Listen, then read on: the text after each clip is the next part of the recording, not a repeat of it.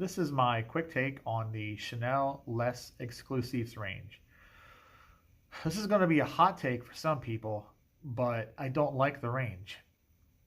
And the reason is Chanel really just took fragrances that were once a part of their standard range and moved them up to double or triple the price in many cases.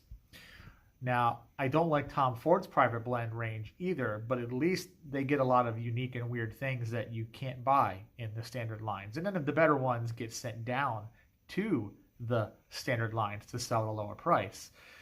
With the less exclusives, it goes exactly in reverse. Things that were once denizens of the standard Macy's counter, things like Bois de Zile and Clé de Russie and Number 22, fragrances that your mom or grandmom used to buy at department stores for the same price as Number 5 or whatever.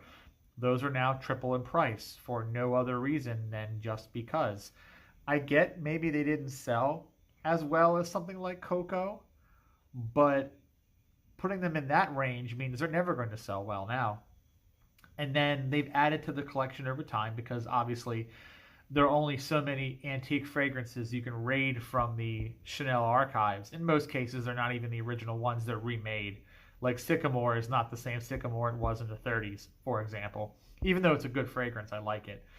But other stuff that has come out in that range since, stuff like Number 18, Coromandel, Le Lion, these are fragrances that 20 years ago, maybe 25, 30 years ago, would have been standard Chanel fragrances sold in the same, like I said, the same places where you could get Coco and Number 5 and Antaeus and whatever else.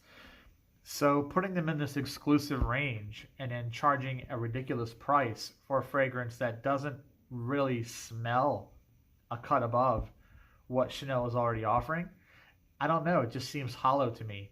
And then the fact that they keep gouging and further gouging these prices. The 75 ml bottles, 2.5, 2.7 ounce bottles are now like $400. So we're talking like the same price range as Creed 100 ml bottles, just about.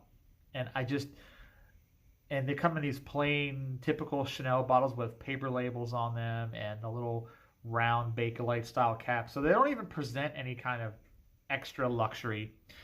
They're just literally more expensive because, and that's it, because. And since they're not really a cut above anything, both package wise and smell wise, I don't know, man, just not a fan.